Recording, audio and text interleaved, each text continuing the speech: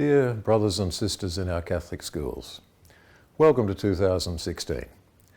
I trust you've had the opportunity of a good break over Christmas with family and friends and returned to school refreshed and ready for a great new year. As we commence this new year, I warmly welcome staff who are new to the schools of the diocese. I wish you every grace and blessing in this new phase of your career. On Tuesday, the 8th of December, Pope Francis commenced the celebration of a year of mercy throughout the Church. The challenge to us during this year is, in the words of the motto of the year, to be merciful as the Father is merciful.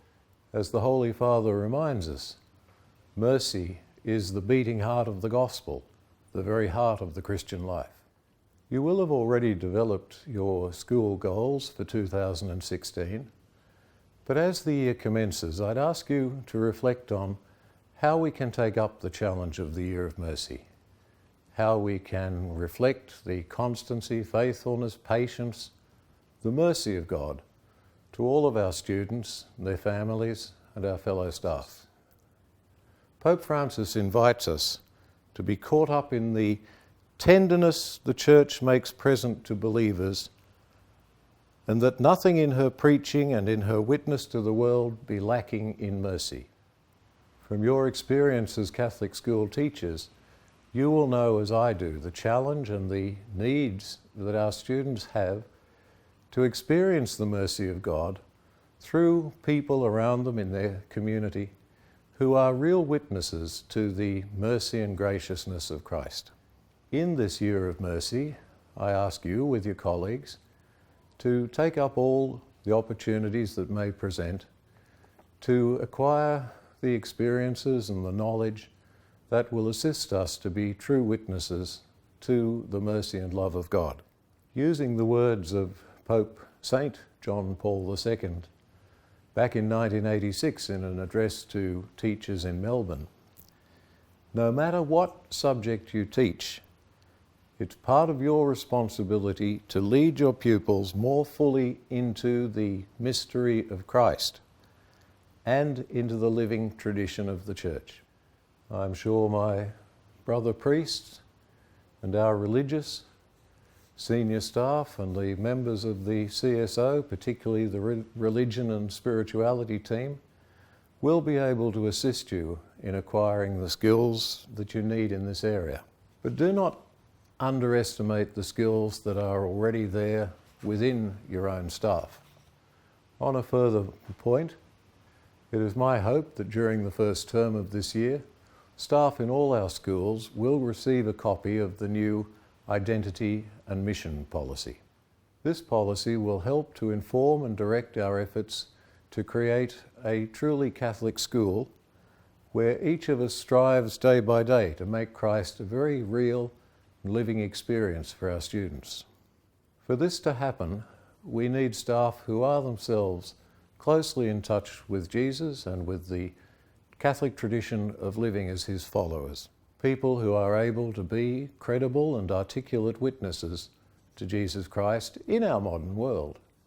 People also who are proudly Catholic in the way they express their faith in day-to-day life. It is my job to ensure that you have the programs, resources and skills to assist you in this critical role. As you may recall from the Bishop's document, Catholic Schools at the Crossroads, from back in 2007, our schools must aim to be places of Catholic imagination and spirituality, centres of prayer and sacrament, to support and involve families, parish and diocese in the evangelising, catechizing process, to provide opportunities to form Christian disciples with appropriate worldviews, character and behaviour, to ensure there's a priority for religious education in staffing, time, space and resources, and to offer a sound and attractive RE curriculum with texts and resources supplied, taught by teachers with appropriate RE qualifications and pedagogies. This is a challenging task, but one that we together aspire to. During this Jubilee Year of Mercy, I ask that you consider your own connection with your local parish.